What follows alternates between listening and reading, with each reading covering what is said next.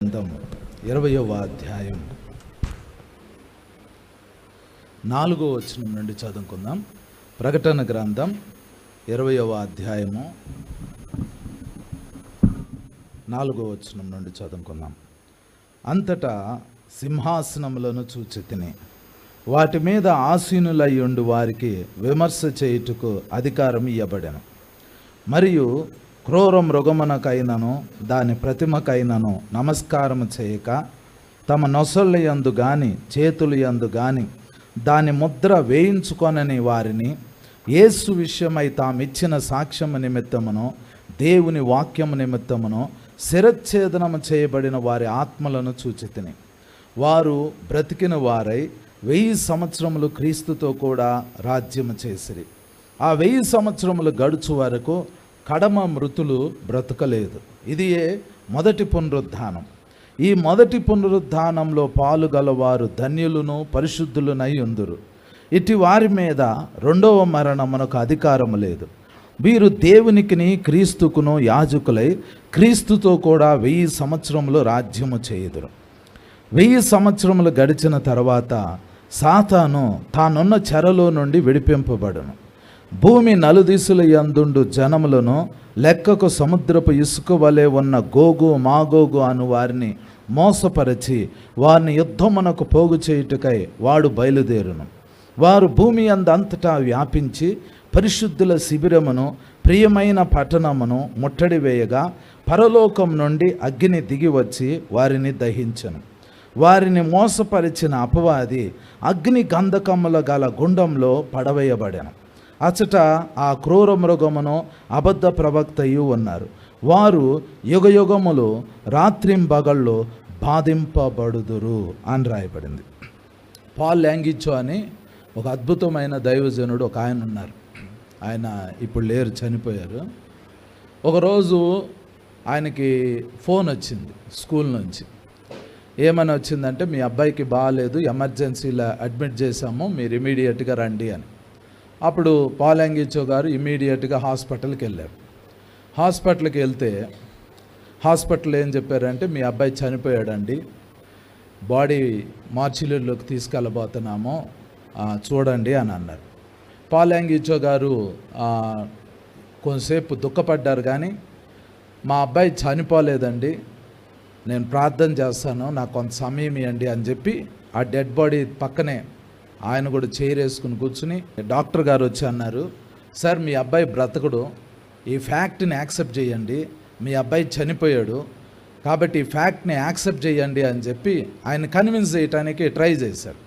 కానీ ఆయన ఏం చేశారు అని అంటే, లేదండి మా అబ్బాయి చనిపోలేదు, నేను ఎలాగైనా ప్రార్థన చేస్తాను, దేవుడు తప్పకుండా మా అబ్బాయిని జీవంలోకి తీసుకొస్తాడు అని ప్రార్థన చేస్తా కూర్చున్నాడు. తర్వాత కొంచెం సేపటికి ఆ పిల్లోడు బ్రతికాడు. బ్రతికిన తర్వాత పాల్ ల్యాంగిచో గారు చాలా హ్యాపీ ఫీల్ అయ్యాడు. ఆ అబ్బాయిని ఇంటికి తీసుకెళ్ళాడు, మంచిగా అంతా మంచిగా జరిగింది. తర్వాత ఆ అబ్బాయి సాక్ష్యం చెప్పాడు. సాక్ష్యం ఏంటి అని అంటే, ఆయన చనిపోయినప్పుడు ఆ పిల్లోడి యొక్క ఆత్మ పరలోకంలోకి, పరదైసు అనే స్థలంలోకి వెళ్ళింది. ఆ పరదైసు అనే స్థలంలోకి వెళ్ళగానే అందరూ వాళ్ళ చర్చ్ మెంబర్స్, అంతకుముందు ఎవరెవరైతే చనిపోయారో వాళ్ళ ఆత్మలన్నీ వచ్చేసి మన పాస్టర్ గారు అబ్బాయి వచ్చాడు అని అందరూ పలకరించడానికి వచ్చారు. వచ్చి ఈ అబ్బాయిని చూసి ఈ అబ్బాయితో మాట్లాడి చాలా మంచి విషయాలు అడిగిన తర్వాత ఒక దేవదూత వచ్చి తను వెళ్ళిపోవాల్సిన టైం వచ్చింది అని అంటే వాళ్ళు ఆ అబ్బాయిని హ్యాపీగా మళ్ళీ తిప్పి పంపిస్తారు.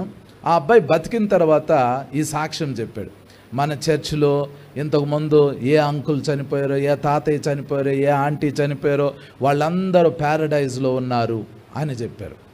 అది చాలా సంతోషం అనిపించింది.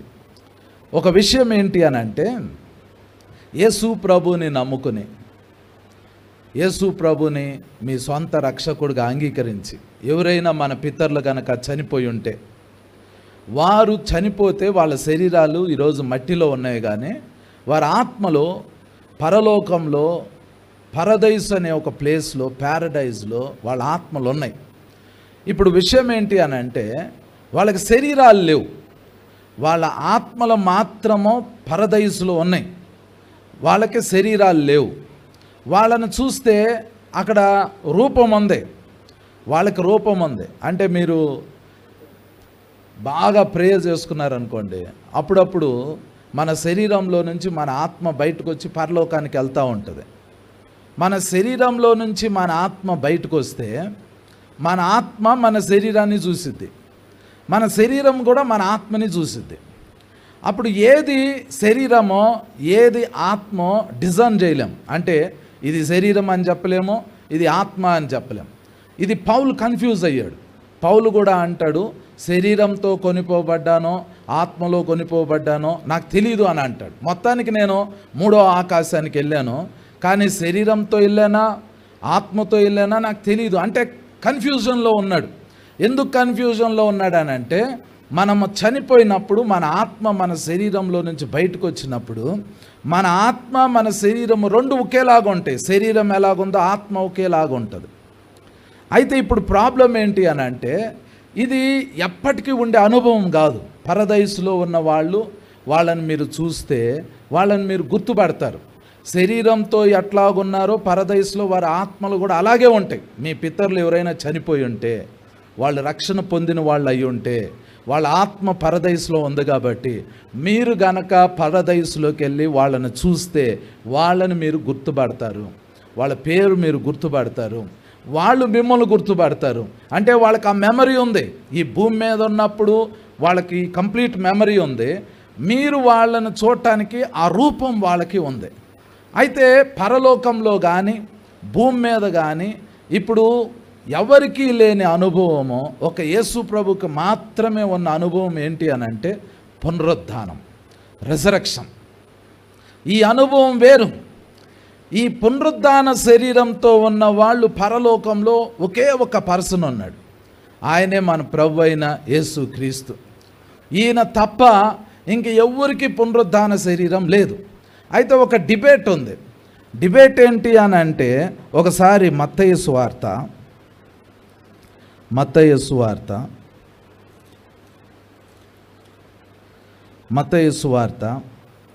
27వ అధ్యాయము 51వ వచనం చూడండి. మత్తయి సువార్త 27వ అధ్యాయము 51వ వచనం. అప్పుడు దేవాలయపు తెర పైనుండి క్రింది వరకు రెండుగా చినిగెను, భూమి వణికెను, బండలు బద్దలాయెను. 52వ వచనము. సమాధులు తెరవబడెను, నిద్రించిన అనేక మంది పరిశుద్ధుల శరీరములు లేచెను. వారు సమాధులలో నుండి బయటికి వచ్చి ఆయన లేచిన తర్వాత పరిశుద్ధ పట్టణంలో ప్రవేశించి అనేకులకు అగుపడిరి అని రాయబడింది. మనము ఈస్టర్ పండుగ జరుపుకోబోతున్నాం. యేసు ప్రభు మరణించిన రోజు, ఆ రోజు ఏం జరిగిందంటే బండలు బద్దలైపోయినాయి, భూమి వణికింది, దేవాలయపు తెర పై నుండి కింద వరకు చినిగిపోయింది. కానీ అద్భుతమైన విషయం ఏంటి అని అంటే, యేసు ప్రభు మాత్రమే సమాధిలో నుంచి లెగవలేదు, వేరే కొంతమంది కూడా సమాధుల్లో నుంచి లెగిశారు. బైబిల్ చెబుతుంది వాళ్ళు లెగిశారు. యేసు ప్రభు పునరుత్థానుడైన నెక్స్ట్ డే లేదా అదే రోజు ఆ మనుషులు సమాధుల్లో నుంచి బయటకు వచ్చి యెరూషలేంలోకి వచ్చి చాలామంది కనబడ్డారు. బహుశా యేసు ప్రభు లాగా వాళ్ళు కూడా వాళ్ళ ఫ్యామిలీస్ దగ్గరికి వెళ్ళిపోయి వాళ్ళతో కలిసి భోంచేసి ఉండొచ్చు, వాళ్ళతో కలిసి కొన్ని విషయాలు మాట్లాడి ఉండొచ్చు. డెడ్ పీపుల్, నేను చెప్తుంది చనిపోయిన వాళ్ళు బ్రతికేరు. ఇక్కడ పాయింట్ ఏంటంటే, డిబేట్ ఏంటంటే, వాళ్ళకి ఏ శరీరం ఉంది అంటే మామూలు శరీరంతో వచ్చారా లేకపోతే పునరుద్ధాన శరీరంతో వాళ్ళు వచ్చారా? మీకు అర్థమవుతుందా? యేసు ప్రభు పునరుద్ధానమైన రోజు, ఈస్టర్ రోజు యేసు ప్రభు ఒక్కడే పునరుద్ధానుడు అవలా. ఎవరో కొంతమంది, వాళ్ళు ఎవరో మనకు తెలియదు, వాళ్ళ సమాధులు తెరవబడినాయి, వాళ్ళు బ్రతికారు, వాళ్ళు సజీవంగా పట్టణంలోకి, యెరూషలేం పట్టణంలోకి వచ్చారు, చాలామందికి కనబడ్డారు. తర్వాత వాళ్ళు ఏమయ్యారో తెలియదు. వాళ్ళు న్యాచురల్గా మనుషుల మధ్య ఉండి తర్వాత మళ్ళీ చనిపోయారా, లేకపోతే వాళ్ళు పునరుద్ధాన శరీరంతో మార్చబడి వాళ్ళు పరలోకంలోకి వెళ్ళిపోయారా? అసలు దీని గురించి అసలు ఇక బైబిల్ మనకి ఏమీ చెప్పలా. ఇది ఒక మిస్టరీ. వాళ్ళని మనం మర్చిపోదాం. పునరుద్ధాన శరీరంతో 100% ఉన్న ఒకే ఒక్క వ్యక్తి, మనకు తెలిసిన వ్యక్తి ఎవరు అని అంటే పరలోకంలో యేసు ప్రభు. ఒకవేళ ఈ గుంపు వెళ్ళింది అని అనుకోండి, వీళ్ళను కూడా యేసు ప్రభు అంటే సమాధులు, మళ్ళీ చూడండి 52వ వచనము, సమాధులు తెరవబడెను, నిద్రించిన అనేక మంది పరిశుద్ధుల శరీరములు లేచెను. వారు సమాధుల్లో నుండి బయటికి వచ్చి ఆయన లేచిన తర్వాత పరిశుద్ధ పట్టణంలో ప్రవేశించి అనేకులకు అగపడిరి. ఆ తర్వాత ఏమైంది ఎవరికి తెలియదు. వాళ్ళు పరలోకంలోకి వెళ్ళిపోయారా, న్యాచురల్ శరీరంతో బతికారా, చనిపోయారా మనకు తెలియదు. ఇక్కడ విషయం ఏంటి అని అంటే పునరుద్ధాన శరీరం. ఈ శరీరం అనేది చాలా చాలా ప్రశస్తమైనది. యేసు ప్రభుకి మాత్రమే ఈ పునరుద్ధాన శరీరం వచ్చిందని నేను నమ్ముతున్నా. ఇక మిగిలిన వాళ్ళు ఆ రోజు యేసు ప్రభు ఈస్టర్ రోజు లేచినప్పుడు సమాధులు తెరవబడి లేపబడి ఉంటే, వీళ్ళకు కూడా పునరుద్ధాన శరీరము ఉంటే వీళ్ళు కూడా పరలోకంలో ఉండొచ్చు. ఇప్పుడు వాళ్ళు రెజరెక్టెడ్ బాడీతో వాళ్ళు పరలోకంలో ఉండొచ్చు. ఇక్కడ ప్రాబ్లం ఏంటి అని అంటే ఈ రెజరెక్షన్ అనేది అవసరం. ఇప్పుడు మీరు ప్రార్థన చేసుకుంటే మీ శరీరంలో నుంచి మీ ఆత్మ బయటకు వచ్చి పరలోకంలోకి వెళ్ళి చూసి వచ్చినా రాకపోయినా అదొక ప్రివిలేజ్. వచ్చింది మనం పరలోకం చూసినా చూడకపోయినా ఒకరోజు పునరుద్ధాన దినం అనేది ఒకటి ఉంది. ఈ పునరుద్ధాన దినంలో మన బాడీ అనేది పునరుద్ధానం అవ్వాలి, 100% పునరుద్ధానం అవ్వాలి. కొంతమందికి అవ్వదు, కొంతమందికి అయ్యిద్ది. ఎవరికి అవుతుంది అని అంటే ఎవరైతే రక్షింపబడుతున్నారో, ఎవరైతే యేసు ప్రభుని నమ్ముకుంటున్నారో వీళ్ళు 100% పునరుద్ధానం అవుతారు. వీళ్ళు పరలోకంలోకి వెళ్తారు. పరలోకంలోకి వెళ్ళినప్పుడు ఏం జరిగిద్ది అని అంటే భూమి మీద కొంతమంది విడవబడి ఉంటారు. విడవబడిన వాళ్ళకి పునరుద్ధానం ఉండదు. నేను మళ్ళీ చెప్తున్నాను, ఒకరోజు ఆకాశంలో మనకి కడబోర మోగబోతుంది. ఆ బోర మోగినప్పుడు, ఆ శబ్దం మనం వినినప్పుడు మన శరీరాలు పునరుద్ధానంగా మారి మనం పరలోకంలోకి వెళ్ళిపోతాం. మనకు మాత్రమే పునరుద్ధాన శరీరం ఉంటుంది. కానీ విడవబడిన వాళ్ళు చాలామంది ఉంటారు. విడవబడిన వాళ్ళకి పునరుద్ధాన శరీరము ఉండదు. రక్షణ పొందిన వాళ్ళు ఇంతకుముందు రక్షణ పొంది చనిపోయిన బ్రతికి ఉన్న మనకి పునరుద్ధాన శరీరం ఉంటుంది. కానీ విడవబడిన వాళ్ళు ఎవ్వరికీ పునరుద్ధాన శరీరం ఉండదు. ముఖ్యంగా ఇప్పుడు ఉన్న ఇశ్రాయేలీలు వాళ్ళు ఎత్తబడరు. ఎందుకు ఎత్తబడరు అంటే వాళ్ళు యేసు ప్రభుని నమ్మట్లా. వాళ్ళు యేసు ప్రభుని నమ్మరు కాబట్టి వాళ్ళకి పునరుద్ధానం ఉండదు. కాబట్టి మనం మాత్రమే ఓన్లీ చర్చ్ సంఘం, ఇప్పుడున్న సంఘం ఎవరైతే ఉన్నారో వాళ్ళకి పునరుద్ధాన శరీరం ఉంటుంది. వాళ్ళ ఆత్మలు కాదు, ఆత్మ ప్లస్ శరీరంతో ఉన్న బాడీయే పునరుద్ధాన శరీరంగా ఉండబోతుంది. మనము పరలోకంలోకి వెళ్తాం. పునరుద్ధాన శరీరం ఒకసారి కనుక మనకు వస్తే మనకు వ్యాధులు రావు, మనకు బలహీనతలు రావు, మన శరీరాలు ముసలితనంలోకి వెళ్ళవో, మన శరీరాలు అగ్నికి కాలవో, మన శరీరం ఇక మరణించదు. ఇక అది పునరుద్ధాన శరీరం, అది ఎగ్జాక్ట్గా రెజరెక్టెడ్ బాడీ. ఇక దానికి ఎలాంటి లోపమో ఉండదు. అయితే ఈ పునరుద్ధాన శరీరంతో ఉన్న వాళ్ళని యేసు ప్రభు పరలోకం తీసుకెళ్ళి, ఆ పరలోకంలోకి వెళ్ళినప్పుడు పాత నిబంధనలో ఉన్న భక్తులు లేపబడుతున్నాము, కొత్త నిబంధనలో ఉన్న భక్తులు లేపబడుతున్నారు. అంటే బీసీ పీరియడ్లో, ఏడీ పీరియడ్లో, 2 పీరియడ్లో ఉన్న సంఘం, నీతిమంతులు, దేవుణ్ణి నమ్మిన భక్తులు అందరూ పరలోకంలోకి ఎత్తబడతారు. ఎత్తబడిన తర్వాత ఒక ఆమె నాకు ఈ మధ్య ఫోన్ చేశారు. వాళ్ళ హస్బెండ్ చనిపోతే ఆయన రక్షణ పొందాడు, ఆమె కూడా రక్షణ పొందింది. ఆమె నన్ను ఏం అడుగుతుంది అని అంటే, మరి మా ఆయన పరలోకం వెళ్ళిపోయారు, మరి మేము భూమి మీద ఉన్నాము, మీరు పునరుద్ధానం గురించి చెప్తున్నారు, ఒకరోజు ఆయన పునరుద్ధానం అవుతాడు, మేము పునరుద్ధానంలో అవుతాము, మేము పరలోకంలోకి వెళ్తే ఆ రోజు మా హస్బెండ్ మమ్మల్ని గుర్తుపడతాడా అని ఆమె అడిగింది. మనం పరలోకంలోకి వెళ్ళిన తర్వాత మనం మనుషులను గుర్తుపడతాం.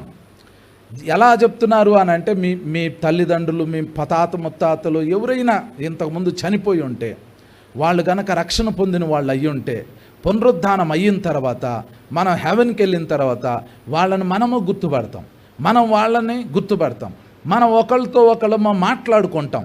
దీనికి ఒక రిఫరెన్స్ ఏంటి అని అంటే తెస్సలోనీయులకు రాసిన మొదటి పత్రిక 4వ అధ్యాయము 13వ వచనం చూడండి. సహోదరులారా, నిరీక్షణ లేని ఇతరుల వలె మీరు దుఃఖపడకుండా నిమిత్తము నిద్రించుచున్న వారిని గూర్చి మీకు తెలియకుండుట మాకిష్టం లేదు. యేసు మృతి పొంది తిరిగి లేచినని మనము నమ్మిన ఎడల అదే ప్రకారము యేసునందు నిద్రించిన వారిని దేవుడు ఆయనతో కూడా వెంటబెట్టుకొని వచ్చును.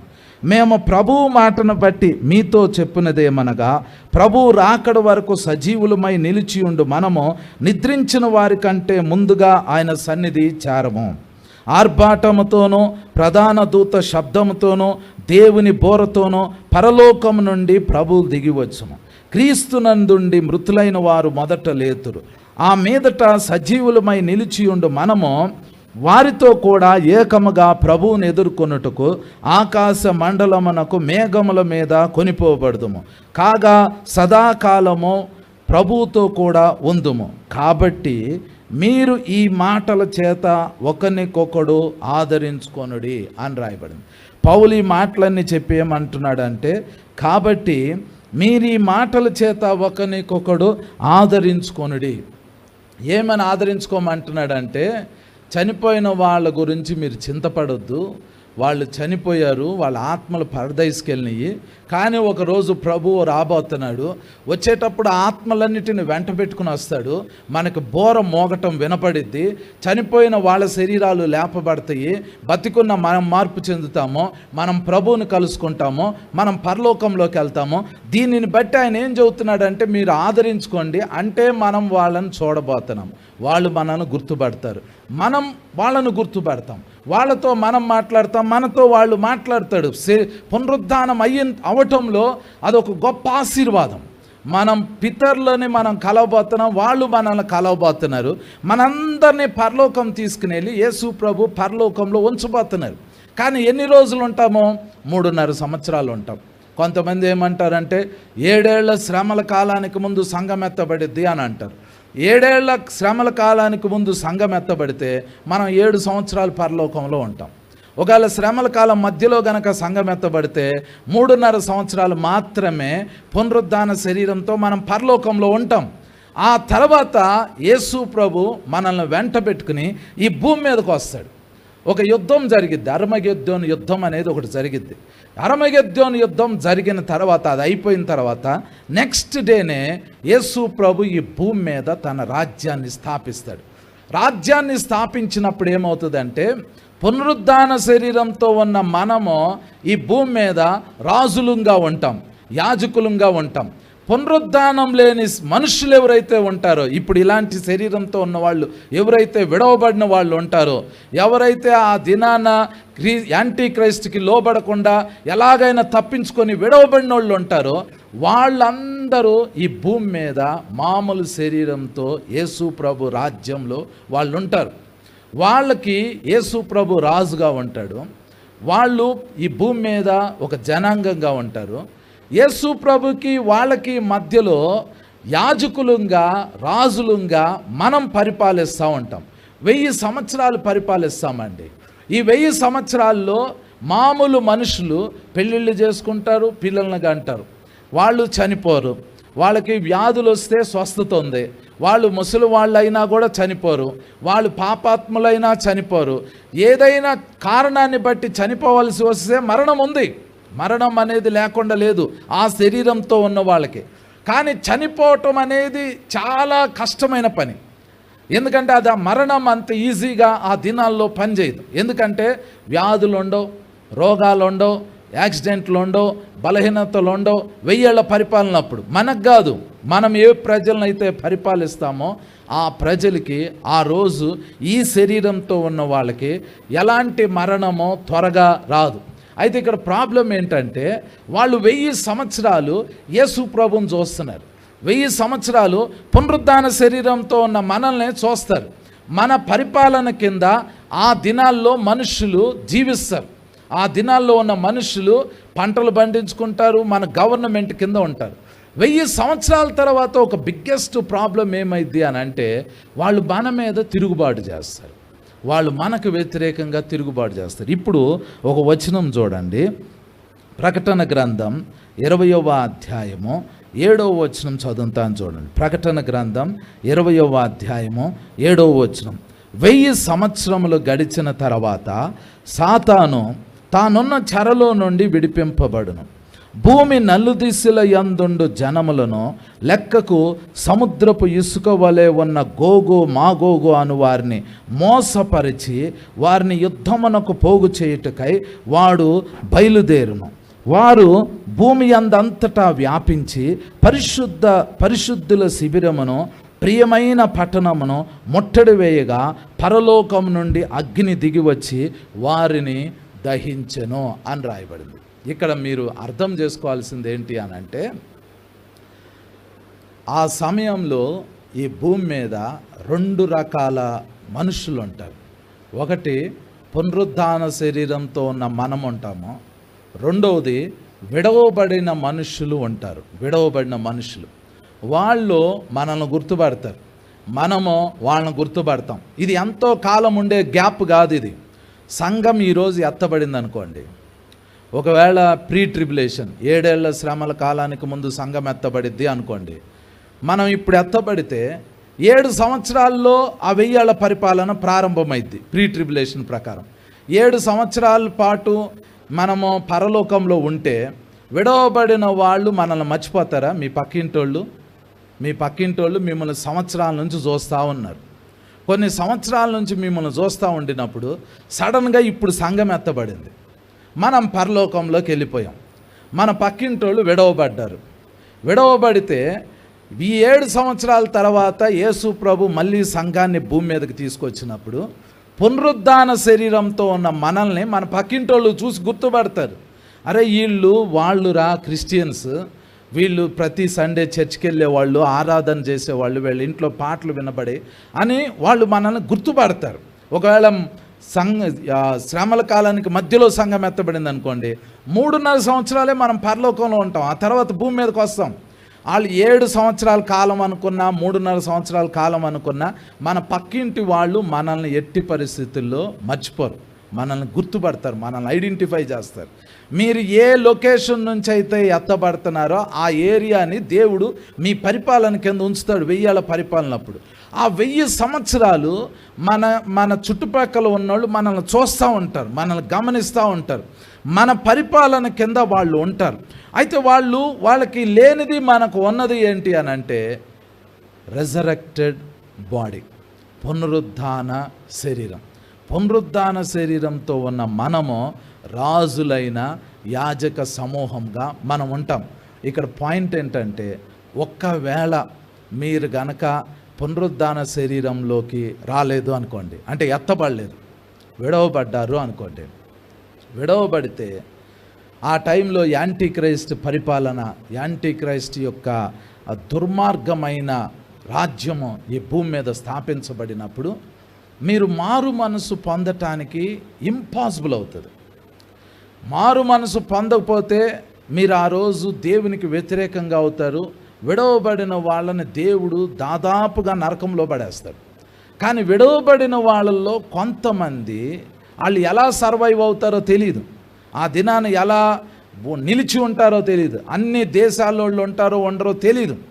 కానీ కొన్ని ప్రాంతాల్లో మాత్రమో బైబిల్ ప్రకారము విడవబడిన వాళ్ళు 666ని తప్పించుకుంటారు, యాంటీ క్రైస్ట్ పరిపాలన తప్పించుకుంటారు, శ్రమలను తప్పించుకుంటారు. ఎలాగ తప్పించుకుంటారో మనకు తెలియదు. వాళ్ళల్లో కొంతమంది ఎవరు అనంటే ఈజిప్ట్ దేశానికి సంబంధించిన వాళ్ళు. ఇంకొకళ్ళు ఎవరు అనంటే గోగు మాగోగు, అంటే రష్యా, చైనా ఈ ఏరియాకి సంబంధించిన వాళ్ళు, టర్కీ ఈ ఏరియాకి సంబంధించిన వాళ్ళు. విడవబడిన వాళ్ళు కొంతమంది 666ని తప్పించుకుంటున్నారు, శ్రమల్ని తప్పించుకుంటున్నారు, తర్వాత దేవుడు ఉగ్రతా పాత్రల శిక్షని తప్పించుకుంటున్నారు. వాళ్ళు భూమి మీద సర్వైవ్ అవుతున్నారు. ఎలా సర్వైవ్ అవుతున్నారో ఏం జరుగుతుందో మనకు తెలియదు. అసలు వస్తే బహుశా యాంటీ క్రైస్ట్ వచ్చినప్పుడు 666 ఈజిప్ట్లోకి తీసుకొని రాడేమో. ఇది ఎలా చెప్తున్నారు అని అంటారు. జకరియా గ్రంథం, ఒకసారి జకరియా గ్రంథం తీయండి. జకరియా గ్రంథము 14వ అధ్యాయము.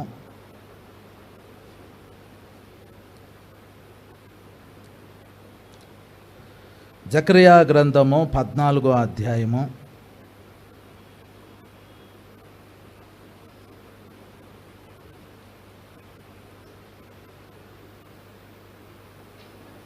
14 16వ వచనం నుండి చదువుతున్నాను చూడండి. జకర్యా గ్రంథము 14వ అధ్యాయము 16వ వచనం. మరియు యెరూషలేము మీదికి వచ్చిన అన్యజనులలో శేషించిన వారందరూ సైన్యములకు అధిపతియగు యెహోవాయను రాజునకు మ్రొక్కుటకు పర్ణశాలల పండుగను ఆచరించుటకు ఏటేటా వత్తురు. లోకమందుండు కుటుంబములలో సైన్యములకు అధిపతియగు యెహోవాయను రాజునకు మ్రొక్కుటకై యెరూషలేమునకు రాని వారందరి మీద వర్షము కురవకుండును. ఐగుప్తీయుల కుటుంబపు వారు బయలుదేరకయు రాకయు ఉండిన ఎడల వారికి వర్షము లేకపోవును.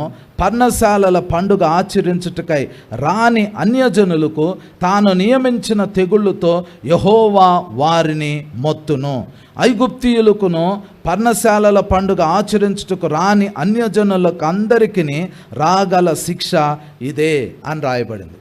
ఇక్కడ విషయం ఏంటి అనంటే, సంఘం భూమి మీద నుంచి మనం పరలోకంలోకి ఎత్తబడిన తర్వాత విడవబడిన వాళ్ళల్లో ఇశ్రాయేలీలు ఉంటున్నారు, విడవబడిన వాళ్ళల్లో ఐగుప్తు దేశానికి సంబంధించిన వాళ్ళు ఉంటున్నారు, విడవబడిన వాళ్ళల్లో అన్యజనులు ఉంటున్నారు. ఈ ఇశ్రాయేలీలకు కానీ ఈ ఐగుప్తీయులకు కానీ ఈ అన్యజనులకు కానీ 666 రాలా. ఆ ఏరియాలో 666 అనేది వాళ్ళ మీద పడలా. ఎందుకు పడలేదో ఆ రోజు యాంటీ క్రైస్ట్ వచ్చినప్పుడు ఆ దేశాలకి వాళ్ళకి లేదా ఆ ప్రజలకి వాళ్ళకి ఏం నిబంధన ఉందనో తెలియదు. ఒకవేళ 666 కనుక పడితే ఆ వ్యక్తి 100% నరకంలోకి వెళ్ళిపోతాడు. కానీ విడవబడిన వాళ్ళల్లో ఎవరో కొంతమందికి 666 పడలా. వాళ్ళు ఈజిప్ట్ నుంచి ఉన్నారు, అన్యజనుల దేశాల నుంచి ఉన్నారు, మాగోగు దేశం నుంచి ఉన్నారు. ఒకవేళ మీరు విడవబడ్డారు అని అనుకోండి, ఏమో మీరు కూడా 666ని ఎస్కేప్ అయ్యి ఉండొచ్చు. 666 అనేది సంఘం ఎత్తబడక ముందే రావచ్చు, ఎస్కేప్ అయ్యి ఉండొచ్చు. తర్వాత దేవుని ఉగ్రతా పాత్రలు కుమ్మరింపబడినప్పుడు మీరు సర్వైవ్ అయ్యి ఉండొచ్చు. అయితే యేసు ప్రభువు 1000 ఏళ్ల పరిపాలన ఈ భూమి మీద చేయటానికి ఈ ఎత్తబడిన సంఘాన్ని భూమి మీదకి వెంట పెట్టుకుని తీసుకుని వస్తాడు. వచ్చి క్రీస్తు విరోధితోటి అబద్ధ ప్రవక్తతోటి యుద్ధం చేసి వాళ్ళని అగ్ని గంధకాలు గుండంలో వేసి సాతాన్ని బంధించి ఇమీడియట్గా ఇప్పుడు ఉన్న యెరూషలేంలో ఒక మందిరాన్ని కట్టిస్తాడు. మందిరాన్ని కట్టించేటప్పుడు మనం ఆ మందిరం దగ్గర ఉంటాం. అందులో యేసు ప్రభు సింహాసనం వేసుకుని కూర్చుంటాడు. కూర్చున్న తర్వాత భూమి మీద ఉన్న మనుషులందరూ ప్రతి సంవత్సరం లేవీకాండం 23వ అధ్యాయం ప్రకారము ఇశ్రాయేలీలకి 7 పండుగలుంటే అందులో ఆఖరి పండుగ పర్ణశాలల పండుగ. ఈ పండుగను ఆచరించడానికి భూమి మీద ఉన్న మనుషులందరూ ఫ్లైట్లో లేదా నడుచుకుంటా లేదా కారులోనో ఎట్లాగెళ్తారో తెలియదు, కానీ అందరూ యెరూషలేం పట్టణంలోకి వెళ్తారు. ఇప్పుడున్న యెరూషలేం పట్టణంలోకి వెళ్తారు. అక్కడ యేసు ప్రభు దేవాలయాన్ని కట్టుకుని దేవాలయంలో సింహాసనం వేసుకుని కూర్చుని ఉంటే ఎవ్రీ ఇయర్ 7వ నెలలో పర్ణశాలల పండుగ జరిగితే భూమి మీద ఉన్న మనుషులందరూ అక్కడ పర్ణశాలల పండుగ ఆచరించడానికి వస్తారు. మనం కూడా అక్కడ ఉంటాం. మనకేమో పునరుద్ధాన శరీరం ఉంటుంది, వచ్చిన మనుషులకేమో మామూలు శరీరం ఉంటుంది. ఇప్పుడు వాళ్ళు వచ్చి దేవుణ్ణి కంపల్సరీగా అక్కడ ఆరాధించాలి. ఒకవేళ భూమి మీద ఉన్న మనుషులందరిలో ఎవరో కొంతమంది తిరుగుబాటు చేస్తే, అంటే ఐగుప్తు దేశానికి సంబంధించిన వాళ్ళు కానీ అన్యజనులు కానీ ఎవరైనా తిరుగుబాటు చేసి మేమెందుకు యెరూషలేం వెళ్ళాలి, మేమెందుకు యేసు ప్రభువుని ఆరాధించాలి, మేమెందుకు ఈ పునరుద్ధాన శరీరంతో ఉన్న వాళ్ళ పరిపాలన కింద ఉండాలి, మేము వెళ్ళము అని వాళ్ళు అనుకుంటే వాక్యం చెప్తుంది ఆ సంవత్సరం వాళ్ళ భూములకి వర్షం ఉండదు, పంటలు పండవు, తెగుళ్ళు వస్తాయి. ఆ భయంతో వాళ్ళు ఏం చేస్తారనంటే ఎవ్రీ ఇయర్ వాళ్ళు యెరూషలేంలోకి వెళ్తారు. ఎవ్రీ ఇయర్ యేసు ప్రభుని అక్కడ ఆరాధిస్తారు. ఎవ్రీ ఇయర్ అక్కడ పర్ణశాలల పండుగని ఆచరిస్తారు. వాళ్ళు వచ్చినప్పుడు మీరు కూడా పునరుద్ధాన శరీరంతో ఇప్పుడున్న ప్రజెంట్ యెరూషలేం పట్టణంలో దేవుడు యేసు ప్రభు కట్టించిన దేవాలయంలో యాజకత్వం చేస్తారు. మీ గురించే చెబుతున్నా. మీ ఫ్యూచర్ ఏంటి అని అంటే ఇప్పుడున్న ప్రజెంట్ యెరూషలేంలో, ఇప్పుడు ప్రజెంట్ ఉన్న యెరూషలేంలో యేసు ప్రభు 2వ రాకడలో వచ్చినప్పుడు ఒక మందిరాన్ని కట్టించబోతున్నాడు. ఆ మందిరంలో యేసు ప్రభు సింహాసనం ఉండబోతుంది. ఆ మందిరంలోకి భూమి మీద విడవబడిన ప్రజలు అందరూ, ఆ రోజు ఎంతమంది, ఎన్ని లక్షల మంది, ఎన్ని కోట్ల మంది ఉంటారో వాళ్ళు ఏటేటా ప్రతి సంవత్సరానికి ఒకసారి వాళ్ళు యెరూషలేములోకి వచ్చి యెరూషలేములో వాళ్ళు యేసు ప్రభుని ఆరాధించాలి. ఆ ఆరాధన చేసేటప్పుడు యేసు ప్రభు సింహాసనం మీద కూర్చుంటే యాజకత్వం చేసేది మనము. మన ఏరియా నుంచి మీరు రాజులు అవుతారు. మీరు ఏ ఏరియాకి రాజులు అవుతారో మీ ఏరియా నుంచి వచ్చే ప్రజలందరూ మీ ద్వారానే యెరూషలేంకి వస్తారు. మీ ద్వారానే యేసు ప్రభుని ఆరాధిస్తారు. మీ ద్వారానే అక్కడ పర్ణశాలల పండుగ జరిగిద్ది. కానీ మీ ఏరియాలో, మీ పరిపాలన కింద, మీ రాజ్యంలో మీరు పునరుద్ధాన శరీరంతో ఉంటారు, వాళ్ళు మామూలు శరీరంతో ఉంటారు. కానీ వాళ్ళల్లో కొంతమంది మిమ్మల్ని చూసి తిరుగుబాటు చేయటమో, లేదా ఇష్టం లేకో, కొట్టరో తిట్టరో, మేము రామ్ అని ఇంట్లో కూర్చుంటారు. మీరు వెళ్ళిపోతారు. కానీ మీ పరిపాలన కింద ఉన్న కొంతమంది మేము యెరూషలేముకి రాము, మేము ఈ సంవత్సరం ఉంటాము అని అంటే వాక్యం చెప్తుంది వాళ్ళకి వర్షం ఉండదు, వాళ్ళకి ఆ సంవత్సరం తెగులు వచ్చింది. అప్పుడు రెండవ సంవత్సరం వాళ్ళు ఏమంటారంటే, అరే మేము వెళ్ళకపోతే వర్షం పడదు, మాకు ఏదో ఒక తెగులు వస్తుంది, మేము కంపల్సరీగా యెరూషలేంలోకి వెళ్ళాలి అని యెరూషలేంకి వెళ్ళి అక్కడ దేవుణ్ణి ఆరాధిస్తారు. ఎవ్రీ ఇయర్ ఇది జరిగిద్ది. అలా ఎన్ని ఇయర్స్ జరిగిద్ది అని అంటే 1000 years, 1000 సంవత్సరాల పరిపాలన జరిగిద్ది. ఆ పరిపాలన చాలా అద్భుతంగా ఉండిద్ది. అది మీకు అర్థం కావాలి అని అంటే యెషయా గ్రంథం 65వ అధ్యాయం చదవాలి. అక్కడ ఆ వచనం కూడా ఒకసారి చదువుతాను చూడండి. యెషయా గ్రంథము 65వ అధ్యాయం.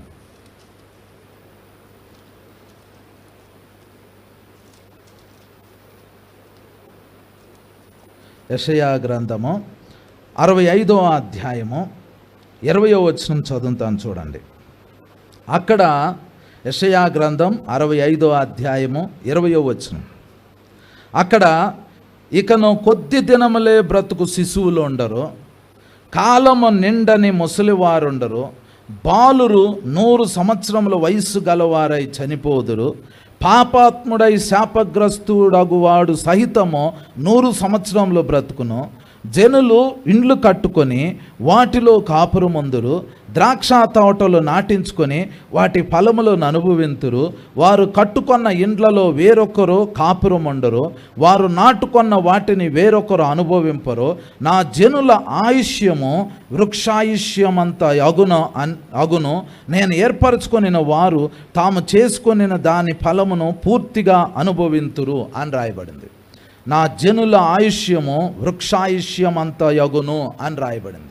అంటే ఆ రోజు విడవబడిన వాళ్ళు మినిమం 1000 years బతుకుతారండి. 100 years మినిమం ఉంటారు. మ్యాక్సిమం వాళ్ళ శరీరంతో పాపం చేయకుండా ఉంటే ఈవెన్ 1000 years బతకగలుగుతారు. ఏదైనా వనం దగ్గర నుండి మనం మనుషుల ఆయుష్ని గమనిస్తూ ఉంటుంటే ఆదాము 930 సంవత్సరాలు బతికాడు. మెతుషెల 969 సంవత్సరాలు బతికాడు. 1000 సంవత్సరాలు ఎవరు బతకల. కానీ ఆ 1000 ఏళ్ల పరిపాలన అప్పుడు విడవబడిన ప్రజలు మినిమం అయితే 100 సంవత్సరాలు బతుకుతారు. ఆడు పాపం చేసిన 100 సంవత్సరాల కంటే తక్కువ ఏజ్లో చనిపోడు. వాడు మ్యాక్సిమం ఎక్కువగా 1000 సంవత్సరాల పరిపాలన అంతా జీవిస్తాడు. 1000 సంవత్సరాల పరిపాలనలో మనమేమో పునరుద్ధాన శరీరంతో ఉంటాము, వాళ్ళు మామూలు శరీరంతో ఉంటారు. మనకు వ్యాధులు రావు, రోగాలు రావు, బలహీనతలు రావు. వాళ్ళకి వ్యాధులు వస్తాయి, రోగాలు వస్తాయి, బలహీనతలు వస్తాయి. మనం పాపం చేయం, వాళ్ళు పాపం చేయటానికి అవకాశం ఉంది. మనం తిరుగుబాటు చేయం, వాళ్ళు తిరుగుబాటు చేయటానికి అవకాశం ఉంది. మనం రాజులైన యాజకులుగా ఉంటాం, వాళ్ళు మామూలు జనాంగంగా ఉంటారు, వాళ్ళు మామూలు ప్రజలుగా ఉంటారు. మనం వాళ్ళని పరిపాలిస్తాం. ఆ పరిపాలన కఠినతరంగా ఉండదు. వాళ్ళ ఆయుష్ పెంచబడిద్ది, వాతావరణం మారిద్ది, మంచి ఆహారం ఉంటుంది, పీస్ఫుల్ వాతావరణం ఉండిద్ది. కానీ ఇక్కడ ఒక పెద్ద ప్రాబ్లం ఏంటి అని అంటే వాళ్ళు మనల్ని చూసి అసూయపడతారు. ఆ విడవబడిన ప్రజలు మనల్ని చూసి అసూయపడతారు. ఇక్కడ ఒక విషయం చెప్తాను వినండి. ఒకవేళ సంఘం ఎత్తబడినప్పుడు మీరు ఎత్తబడకపోతే, ఒకవేళ మీరు విడవబడితే, ఇక్కడ కూర్చున్న మీ గురించి నేను చెబుతున్నా, ఏదో ఒక 5-6 విడవబడ్డారు అనుకోండి, మిగిలిన వాళ్ళందరూ ఎత్తబడ్డారు అనుకోండి, మీరు పునరుద్ధాన శరీరంతో ఉంటారు, విడవబడిన వాళ్ళు మామూలు శరీరంతో ఉంటారు. ఇప్పుడు 7 సంవత్సరాల తర్వాత లేదా 3.5 సంవత్సరాల తర్వాత మళ్ళీ భూమి మీదకి వచ్చింది సంఘం. భూమి మీదకి వచ్చినప్పుడు విడవబడిన 5 ఉంటారు చూడండి, ఎత్తబడిన మిగిలిన వాళ్ళని చూస్తారు. అరే వీళ్ళు మనతోటే ఉన్నారు అని చూస్తారు. ఇప్పుడు వాళ్ళు ఏమయ్యారంటే ఎత్తబడిన మీతో పాటు ఉన్న వాళ్ళు రాజులు అవుతున్నారు, యాజకులు అవుతున్నారు. వీళ్ళు పరిపాలన చేస్తారు. విడవబడిన మీరు ఆ 1000 ఏళ్ల పరిపాలనలో ఉంటే మీరు 666ని వేయించుకోకుండా దేవుని 7 ఉగ్రతా పాత్రలు తప్పించుకుని బోర్లో ఆ యొక్క భూమి మీద వచ్చే తెగుళ్ళన్నీ తప్పించుకుని మీరు నిలబడితే, అప్పుడు మీరు ఒకవేళ మీరు విడవబడితే తిరిగి దిగి వచ్చిన ఈ సంఘాన్ని చూసి హృదయంలో మెల్లిగా ఏమొచ్చుద్ది అని అంటే కొంచెం జలస్ వచ్చింది, కొంచెం అసూయ వచ్చింది. అసూయ వచ్చినప్పుడు, జలసి వచ్చినప్పుడు దాన్ని మీరు వ్యక్తపరచలేరు. మీ హృదయంలో అది దాచబడి ఉంటుంది. మేము కూడా అట్లా ఉంటే బాగుండు, మేము కూడా అట్లా ఉంటే బాగుండు అని అంటుంది. ఆ టైంలో ఈ భూమి మీద దెయ్యాలు ఉండవు, అపవిత్ర ఆత్మలు ఉండవు, సాతాను ఉండడు, ఎవరు ఉండరు, ఓన్లీ యేసు ప్రభు. ఆ తర్వాత పునరుద్ధాన శరీరంతో ఉన్న సంఘం, వీళ్ళ పరిపాలన కిందే విడవబడిన వాళ్ళు ఉంటారు. 1000 సంవత్సరాల్లో ఈ భూమి మీద పాపులేషన్ మొత్తం పెరిగిపోయింది. పాపులేషన్ మొత్తం ఈ భూమి మీద పెరిగిపోయింది. 1000 సంవత్సరాలు అయిపోయిన తర్వాత సాతాన్ని కొంచెం సమయము దేవుడు రిలీజ్ చేస్తాడంట. వాడు ఎక్కడ బంధింపబడ్డాడో అక్కడ నుండి కొంచెం సమయము రిలీజ్ చేస్తాడు. అప్పుడు వాడు బయటకు వస్తాడు, భూమి మీద ఉన్న మనుషుల దగ్గరికి వస్తాడు. వచ్చి ఇక్కడ రాయబడింది చూడండి, 9వ వచనం, ప్రకటన గ్రంథం 20వ అధ్యాయము 9వ వచనం. వారు 8వ వచనం దగ్గర నుండి చదువుతున్నాను చూడండి, 7వ వచనం దగ్గర నుండి. 1000 సంవత్సరములు గడిచిన తర్వాత, ప్రకటన గ్రంథం 20వ అధ్యాయం 7వ వచనం. 1000 సంవత్సరములు గడిచిన తర్వాత సాతాను తానున్న చెరలో నుండి విడిపింపబడును. భూమి నలుదిశల యందుండు జనములను లెక్కకు సముద్రపు ఇసుక వలె ఉన్న గోగు మాగోగు అను వారిని మోసపరిచి వారిని యుద్ధమునకు పోగు చేయుటకై వాడు బయలుదేరును.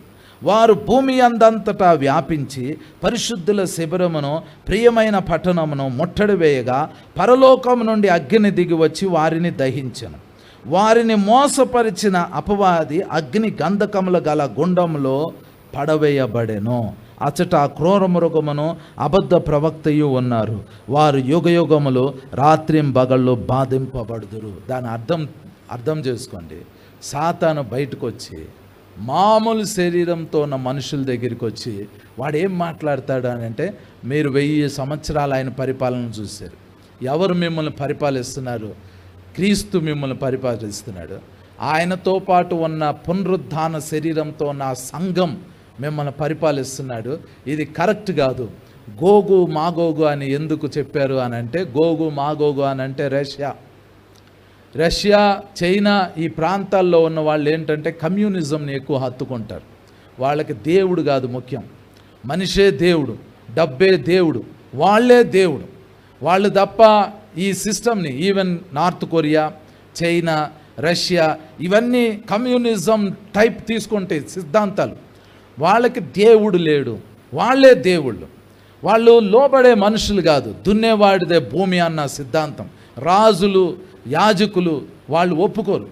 ఈ సిద్ధాంతంతో ఉన్న ఈ మనుషుల దగ్గరికి సాతాను వెళ్ళి వాళ్ళు మిమ్మల్ని పరిపాలించడం ఏంటి? ఒకవేళ మీరు విడవబడితే ఆ 1000 సంవత్సరాలు యేసుప్రభు రాజ్యాన్ని చూస్తారు, పరిశుద్ధుల పునరుద్ధాన శరీరంతో పరిపాలించడం చూస్తారు, యెరూషలేం పట్టణాన్ని చూస్తారు, దేవుని ఆలయాన్ని చూస్తారు, అంత క్షేమకరమైన వాతావరణాన్ని చూస్తారు. స్టిల్ సాతాను వచ్చినప్పుడు ఆ 1000 సంవత్సరాలు విడవబడిన వాళ్ళ హృదయంలో ఉన్న కొంతమంది, అందరు కాదు, కొంతమందిలో దాచబడి ఉన్న ఆ యొక్క ఈర్ష్య, అసూయ బయటకు వచ్చింది. సాతాన్ దాన్ని యూజ్ చేసుకుని వాళ్ళందరినీ ఒక గ్రూపుగా తయారు చేసి యేసు ప్రభుకి పునరుద్ధాన శరీరంతో ఉన్న వాళ్ళకి వ్యతిరేకంగా వాడు పోరాడటానికి, ఒక మ్యాసివ్ వార్ని రెడీ చేయటానికి, యుద్ధానికి సిద్ధపరుస్తూ ఉంటాడు.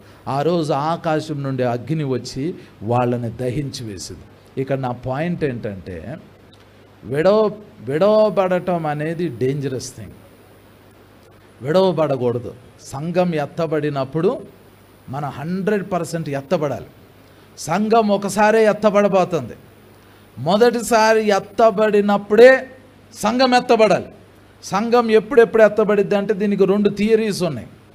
ఒకటి ఏంటంటే 7 ఏళ్ల శ్రమల కాలానికి ముందు సంఘం ఎత్తబడిద్ది అంటారు. కానీ దానికి వాక్యము సెట్ కాదు. ఎందుకు సెట్ కాదు అని అంటే, ఎత్తబడిన సంఘం పరలోకం వెళ్ళిన తర్వాత ప్రకటన గ్రంథం 7వ అధ్యాయంలో ఏం రాయబడిందంటే ఒకసారి చదువుతాను చూడండి. ప్రకటన గ్రంథం 7వ అధ్యాయము 13వ వచనం చదువుతున్నాను చూడండి. పెద్దలలో ఒకడు తెల్లని వస్త్రములు ధరించుకొని ఉన్న వీరెవరు, ఎక్కడి నుండి వచ్చిరని నన్ను అడిగాను. అందుకు నేను, అయ్యా నీకే తెలియననగా అతడు ఈలాగు నాతో చెప్పెను, వీరు మహాశ్రమల నుండి వచ్చిన వారు, గొర్రెపిల్ల రక్తంలో తమ వస్త్రములను ఉతుక్కుని వాటిని తెలుపు చేసుకొనిరి అని రాయబడింది. ఈ సంఘం ఎత్తబడి పరలోకం వెళ్తే అక్కడ ఒక ఆయన యోహాన్ అడుగుతున్నాడు, ఈ ఎత్తబడిన సంఘం ఎవరో నీకు తెలుసా అంటే, యోహాన్ అంటున్నాడు నాకు తెలియదండి అంటే, అక్కడ ఉన్న ఆయన అంటున్నాడు వీరు మహాశ్రమల నుండి వచ్చిన వారు. మహాశ్రమలు అంటే ఏంటంటే క్రీస్తు విరోధి రావాలి, యాంటీ క్రైస్ట్ అనేవాడు రావాలి కంపల్సరీగా. వచ్చిన తర్వాత 666వ ముద్ర రావాలి. 666వ ముద్రని ఎదుర్కోవాలి సంఘం. ఎదుర్కొన్న తర్వాత ఆ విషయంలో ఎవరైతే 666వ ముద్ర వేయించుకుంటారో వాళ్ళు శ్రమలకు లోబడినట్లు, దాన్ని ఎదిరిస్తారో వాళ్ళు శ్రమలను ఎదుర్కొన్నట్లు. 666వ ముద్ర వచ్చింది. అది వచ్చిన కాలాన్ని మహాశ్రమల కాలం అంటారు. మీరు నాకు పర్సనల్గా అడిగితే నేను మీకు ఒక క్లిప్పింగ్ పంపిస్తాను. ఒక ముస్లిం పెద్ద ఒక ఆయన ఇట్లాగే ప్రసంగం చేస్తా ఆయన ఏమంటున్నాడంటే, రాబోయే దినాల్లో ఇస్లాం అనేది పెరిగిద్ది, అప్పుడు ప్రపంచంలో ఉన్న అన్ని దేశాలని మేము మా గుప్పిట్లోకి తీసుకోబోతున్నాము. అప్పుడు వాళ్ళకి 3 ఆప్షన్స్ ఇస్తాము. మొదటిది ఏంటంటే వాళ్ళు ఇస్లాం మతంలోకి కన్వర్ట్ అవ్వాలి. వాళ్ళు ఇస్లాం మతంలోకి కన్వర్ట్ అవ్వకపోతే రెండో ఆప్షన్ ఉంది. రెండో ఆప్షన్ ఏంటంటే వాళ్ళు మాకు ఎవ్రీ మంత్ ట్యాక్స్ కట్టాలి, కానీ షరియా లా ఫాలో అవ్వాలి. అది రెండవ ఆప్షన్. షరియా లా అంటే ఇంక అందరూ బుర్కాలు వేసుకోవాలి, అంత చట్టం వేరుగా ఉంటుంది. మూడవ ఆప్షన్ ఏంటి అని అంటే షరియా లా గనక పాటించకపోతే మూడో ఆప్షన్ మేము వాళ్ళని చంపేస్తాము అని అన్నారు. 3 ఆప్షన్స్ పెట్టారు వాళ్ళు. ఒకటి ఇస్లాంలో కన్వర్ట్ అవ్వాలి, లేదా వాళ్ళకి పన్ను కట్టి షరియా లాని పాటించాలి, లేదా మూడోది ఏంటి అని అంటే చంపబడతారు. ఇక వాళ్ళు చంపబడతారు. ఆశ్చర్యమైన విషయం ఏంటి అని అంటే 666 వచ్చినప్పుడు సేమ్ ఇదే మాటలు ఉంటాయి, ఎగ్జాక్ట్గా ఇదే మాటలు ఉంటాయి. 666వ ముద్ర వచ్చినప్పుడు ఒకటి యాంటీ క్రైస్ట్ తన బొమ్మను పెడతాడు, మీరు ముద్ర వేయించుకోవాలి, మీరు ఆ బొమ్మకు సాగిలపడాలి. అది ఫస్ట్ ఆప్షన్. ఒకవేళ ముద్రకి ఆ యొక్క బొమ్మకి సాగిల పడపోతే రెండో ఆప్షన్ ఏంటి అని అంటే చంపేస్తారు. ఈ 2 ఆప్షన్స్ ఉంటాయి. మీరు యాంటీ క్రైస్ట్ని అంగీకరించి దేవుడిగా అంగీకరించి ముద్ర వేయించుకోవాలి, లేదా యాంటీ క్రైస్ట్ని ముద్రని వ్యతిరేకించి చనిపోవాలి. ఈ రెండిటి మధ్యలో ఒకటి ఉంది ఏంటి అని అంటే దేవుని మీద ఆధారపడి ఆయన శ్రమల్లోకి పంపిస్తే శ్రమల్లో ఉండాలి, దేవుడు నడిపించిన చోటకల్లా నడుస్తా నమ్మకంగా జీవించాలి. వీళ్ళు మహాశ్రమలను ఎదుర్కొనేవాళ్ళు. సంఘం ఎప్పుడు ఎత్తబడిద్ది అని అంటే మహాశ్రమల కాలం రాబోతుంది. 666వ ముద్ర రాబోతుంది. దాన్ని ఫేస్ చేయాలి సంఘం. ఫేస్ చేస్తే ఏమవుతుంది? ప్రకటన గ్రంథం 20వ అధ్యాయం 4వ వచనం చూడండి. ప్రకటన గ్రంథం 20వ అధ్యాయం 4వ వచనం. అంతటా సింహాసనములను చూచి తిని వాటి మీద ఆసీనులయ్యుండు వారికి విమర్శ చేయుటకు అధికారము ఇయ్యబడెను. మరియు క్రూర మృగమునకైనను దాని ప్రతిమకైనను నమస్కారం చేయక తమ నొసళ్ళ యందు గాని చేతులు యందు గాని దాని ముద్ర వేయించుకొనని వారిని యేసు విషయమై తామిచ్చిన సాక్ష్యము నిమిత్తమును దేవుని వాక్యము నిమిత్తమును శిరచ్ఛేదనం చేయబడిన వారి ఆత్మలను చూచితిని. వారు బ్రతికిన వారై 1000 సంవత్సరములు క్రీస్తుతో కూడా రాజ్యము చేసిరి. ఆ 1000 సంవత్సరములు గడుచు వరకు కడమ మృతులు బ్రతకలేదు. ఇదియే మొదటి పునరుద్ధానము. పునరుద్ధానంలో పాలు పొందటం అంటే ఏంటి అని అంటే, మహాశ్రమల కాలాన్ని మనం ఫేస్ చేయాలి. 666వ ముద్రని మనం ఫేస్ చేయాలి. ఆ రోజు ఆ ముద్రని బహుశా ఇండియాలోకి 666వ ముద్ర రాకపోవచ్చు. ఒకవేళ వచ్చిందనుకోండి, ముద్ర వేయించుకుంటేనే కొనటం కానీ అమ్మటం కానీ జరిగిద్ది. ఆ బొమ్మకు మొక్కితేనే కానీ కొనటం కానీ అమ్మటం కానీ జరిగిద్ది. యాంటీ క్రైస్ట్ని మీ దేవుడిగా అంగీకరిస్తేనే కానీ కొనటం కానీ అమ్మటం కానీ జరిగిద్ది. ఈ మూడింటిని మీరు చేయకపోతే వాడు శిరచ్ఛేదనం చేయొచ్చు, వాడు మనల్ని ఇంట్లో నుంచి బయటికి తరమొచ్చు, మనం ఎక్కడికైనా పారిపోవాలి, అరణ్యంలోకి పారిపోవాల్సి వచ్చింది. ఆ శ్రమలు తట్టుకోవాలి. దానిని మహాశ్రమల కాలం అంటారు.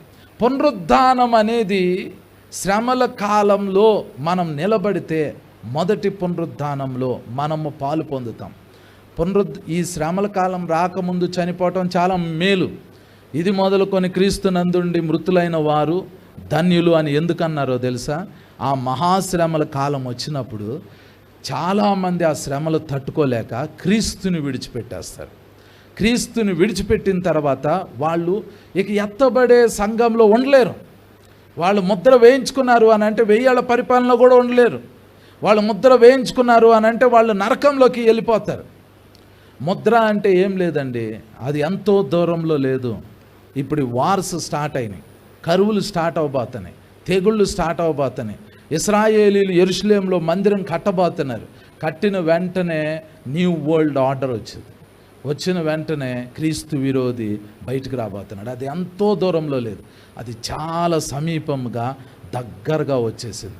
ఇప్పుడు మనం ప్రిపేర్ అవ్వాల్సింది ఏంటి అని అంటే, పునరుద్ధానంని మనం కోరుకోవాలి, తీసుకోవాలి అని అంటే, లాస్ట్ జనరేషన్లో ఉన్న ప్రజలు అంటే మనమే, యేసు ప్రభు ఎలా సిలువ మరణం ఫేస్ చేశాడో, శ్రమను ఫేస్ చేశాడో, ఆ శ్రమల్లోకి, మహాశ్రమల్లోకి సంఘం వెళ్ళబోతుంది. మనం వెళ్ళబోతున్నాము. ఈ చివరి దినాల్లో ఉన్న మనము మామూలు భక్తి చేస్తే కుదరదిక. ఆ శ్రమలు, మహాశ్రమలు ఏం చేస్తాయి అంటే జల్లిడి పట్టేస్తాయి.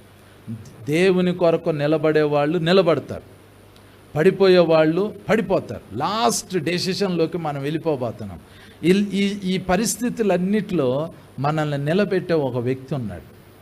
ఆయనే పరిశుద్ధాత్మ, హోలీ స్పిరిట్. ఆయనతో గనక మీరు నింపబడ్డారు అనుకోండి, యాంటీ క్రైస్ట్ 666వ ముద్ర వాడి బొమ్మ మీరు అసలు ఎట్టి పరిస్థితుల్లో కేర్ చేయరు. ఆయన మీకు స్ట్రెంగ్త్ని ఇస్తాడు, బలాన్ని ఇస్తాడు, మిమ్మల్ని ధైర్యవంతులుగా చేస్తాడు, మిమ్మల్ని చివరి దినాల్లో స్ట్రాంగెస్ట్ పర్సన్స్గా చేయగలుగుతాడు. అట్టి కృప పరిశుద్ధాత్మ దేవుడు మనందరికీ దయచేయను గాక. ఆమేన్. అందరం కళ్ళు మూసుకుందాం, ప్రార్థన చేసుకుందాం. అందరం కళ్ళు మూసుకుందాం, ప్రార్థన చేసుకుందాం. దేవుని కుమారి, దేవుని కుమారుడా, మనం చివరి దినాల్లోకి వచ్చేసాం, మనం అంత్య దినాల్లోకి వచ్చేసాం. పునరుద్ధాన శరీరం మనం పొందుకునే దినాల్లోకి వచ్చేసాం. కానీ పునరుద్ధానం అనుభవించాలి అని అంటే, పునరుద్ధాన శరీరాన్ని మనం తీసుకోవాలి అని అంటే, మనం దేనికైనా నిలబడటానికి నేర్చుకోవాలి. విశ్వాసంలో స్ట్రాంగ్ అవటం మనం నేర్చుకోవాలి. ఈరోజు దేవుని కొరకు, దేవుని ఆత్మను పొందుకుంటేనే మనం దేవుని కొరకు నిలబడగలుగుతాం, దేవుని కొరకు ధైర్యంగా ఉండగలుగుతాం. అందరు కళ్ళు మూసుకుని మనం చివరి దినాల్లోకి, శ్రమల కాలంలోకి మనం వెళ్ళబోతుండగా దేవునితో మాట్లాడండి. ప్రభువా నాయనా, నేను చివరి దినాల్లో నిలబడటానికి, అంత్య దినాల్లో నిలబడటానికి ప్రభువా, సాతాను మోసం చేసే మోసంలో నేను పడకుండా ఉండటానికి ప్రభువా నన్ను నీ ఆత్మతో నింపునైనా అని అడగండి. ప్రభువా నన్ను నీ ఆత్మతో నింపునైనా అని అడగండి. యేసయ్యా నన్ను నీ ఆత్మతో నింపునైనా అని అడగండి. ప్రభువా నన్ను నీ ఆత్మతో నింపునైనా అని అడగండి. దేవుని కుమారి, దేవుని కుమారుడా, ఒకవేళ మీరు ఏదైనా పాపం చేసుంటే ఆ పాపంలో దేవుని సన్నిధిలో ఒప్పుకోండి. యేసయ్య తన రక్తంతో మిమ్మల్ని కడుగుతారు, మిమ్మల్ని పవిత్రపరుస్తారు. అలాగే మీరు ఏదైనా వ్యాధి, రోగం, బలహీనతతో గనక ఉంటే ఇప్పుడు యేసు ప్రభుని అడగండి. ఆయన మిమ్మల్ని స్వస్థపరుస్తారు. మీ శరీరాలు, మీ ప్రాణాలు, మీ ఆత్మలను ప్రభు స్వస్థపరిచి ఆయన విమోచిస్తాడు, ఆయన రక్షిస్తాడు. ఆయన కృప మీ మీదకి తీసుకుని వస్తాడు. కాబట్టి ఈరోజు అడగండి, ప్రభువా నన్ను నీ రక్తంతో కడుగు నాయనా అని అడగండి. యేసయ్యా నన్ను నీ రక్తంతో కడుగు ప్రభువా అని అడగండి. చివరి దినాల్లో మనం నిలబడాలి అని అంటే దేవుని ఆత్మతో మనం నింపబడి ఉండాలి. దేవుని ఆత్మ మనకు ఉంటేనే మనం చివరి దినాల్లో నిలబడగలుగుతాం. ఈ చివరి దినాల్లో దేవుని అడగండి, ప్రభువా నన్ను నీ ఆత్మతో నింపునాయనా అని అడగండి. యేసయ్యా నన్ను నీ ఆత్మతో నింపునాయనా అని అడగండి. యేసయ్యా నన్ను నీ ఆత్మతో నింపునాయనా అని అడగండి. నాయనా ఎలాగైనా మేము పునరుద్ధాన శరీరంలో పాలు పొందాలి ప్రభువా. నాయనా నీ పునరుద్ధాన బలం నాకు కావాలి తండ్రి. అంత్య దినాల్లో నీతో పాటు మేము నిలబడాలి ప్రభువా. అయ్యా నీతో పాటు మేము నిలబడాలి తండ్రి, నీతో పాటు మేము ఉండాలి ప్రభువా. మాకు సహాయం చేయి నాయనా, మాకు సహాయం చేయండి తండ్రి. దేవుని కుమారి, దేవుని కుమారుడా, ఈరోజు మీ తలల మీద నూనె పోసి మీకోసం ప్రార్థన చేయబోతున్నాం. ఈ ప్రార్థనలో దేవుని ఆత్మ మీ మీదకి రాబోతున్నాడు. మిమ్మల్ని స్వస్థపరుస్తాడు, మిమ్మల్ని నింపుతాడు, మీ జీవితాలను ఆశీర్వాదకరంగా మారుస్తాడు. ప్రభు యొక్క కృప నీ మీదకి రాబోతుంది. అందరం ప్రార్థనా పూర్వకంగా ఉందాం. దేవునితో మాట్లాడండి. ప్రభువా నన్ను నీ ఆత్మతో నింపునాయనా అని అడగండి. నన్ను నీ ఆత్మతో నింపునాయనా అని అడగండి. యేసయ్యా నన్ను నీ ఆత్మతో నింపు, యేసయ్యా యేసయ్యా నన్ను నీ ఆత్మతో నింపు అని అడగండి. మీకోసం ప్రార్థన చేసేటప్పుడు గొప్ప స్వస్థతలు జరగబోతున్నాయి. ఈ రాత్రి ప్రభు నిన్ను స్వస్థపరచబోతున్నాడు. ఈ రాత్రి దేవుని ఆత్మాభిషేకం నీ మీదకి రాబోతుంది. నీవు స్వస్థపరచబడబోతున్నావు. దేవుని అగ్ని అభిషేకం నీ మీదకి రాబోతుంది. You will be healed. మీరు స్వస్థత పొందుతారు, మీరు స్వస్థత పొందుతారు, మీరు స్వస్థత పొందుతారు. Thank you, thank you, thank you, thank you Holy Spirit God. Thank you Holy Spirit God. Thank you Holy Spirit. Thank you Holy Spirit. కొన్ని నిమిషాలు ప్రార్థన చేసుకోండి. ఈరోజు కొంతమందిని దేవుడు ప్రత్యేకంగా తన ఆత్మతో నింపబోతున్నాడు, తన అగ్ని అభిషేకంతో నింపబోతున్నాడు, తన స్వస్థత కార్యాలు జరిగించబోతున్నాడు, పవర్తో నింపబోతున్నాడు, శక్తితో నింపబోతున్నాడు. Receive the power, receive the holy spirit, receive the anointing, receive the blessing. స్తోత్రం. ఆరాధన నీకే. Thank you holy father. Thank you lord. Thank you lord. Thank you lord. Thank you lord. పరిశుద్ధుడా తండ్రి నాయనా మీకు వందనాలు ప్రభువా. వందనాలు తండ్రి, వందనాలు నాయనా, వందనాలు తండ్రి. నాయనా ఈ రాత్రికాల సమయంలో ప్రభువా నీ బిడ్డలను జ్ఞాపకం చేసుకోండి తండ్రి, నీ బిడ్డలను జ్ఞాపకం చేసుకోండి ప్రభువా. నాయనా వేదనలు, శ్రమలు రాబోతున్నాయి తండ్రి. మేము అంత్య దినాల్లో ఉన్నాం ప్రభువా. అంత్య దినాల్లో ఉన్న సంఘం చాలా బలంగా ఉండాలి తండ్రి. అగ్ని వలె మండాలి ప్రభువా. తండ్రి ఆరోగ్యంగా ఉండాలి తండ్రి, దీర్ఘాయువుతో ఉండాలి ప్రభువా, ఐశ్వర్యంతో ఉండాలి తండ్రి, కృపతో నింపబడాలి ప్రభువా. నీ కొరకు గొప్ప కార్యాలు చేసే హృదయం సంఘానికి ఉండాలి తండ్రి. ఈ రాత్రికాల సమయంలో ఇక్కడ ఉన్న ప్రతి కుమారుడు కుమార్తెని దర్శించండి నాయన, దర్శించండి తండ్రి. అయ్యా మీరు దర్శించండి నాయన, అయ్యా మీరు దర్శించండి నాయన, అయ్యా మీరు దర్శించండి నాయన, అయ్యా మీ హస్తం చాపండి నాయన. తండ్రి నీ బిడ్డలు ఈ స్థలం నుంచి వెళ్తుండగా వారిని బలపరచండి నాయన, వారిని స్థిరపరచండి తండ్రి, వారి అగ్నితో నింపండి నాయన. తండ్రి ఐశ్వర్యవంతులుగా చేయండి నాయన, ఆరోగ్యవంతులుగా చేయండి తండ్రి, కృపతో నింపండి అయ్యా, దీర్ఘాయువుతో నింపండి అయ్యా. తండ్రి వారి ప్రార్థనాత్మని అగ్ని వలె మండించండి ప్రభా, గొప్ప కార్యాలు జరిగించండి తండ్రి. వారి స్థలం నుంచి వెళ్తుండగా వారికి తోడుగా మీ దేవదూతలను పంపించండి తండ్రి. నాయన ఈ రాత్రికాల సమయంలో ప్రార్థనాత్మను వారికి ఇవ్వండి ప్రభా, ప్రార్థనాత్మను వారికి ఇవ్వండి తండ్రి. స్పిరిట్ ఆఫ్ ప్రేయర్ని ఇవ్వండి నాయన, స్పిరిట్ ఆఫ్ ప్రేయర్ని ఇవ్వండి తండ్రి. ప్రార్థనాత్మను వారికి అనుగ్రహించండి నాయన.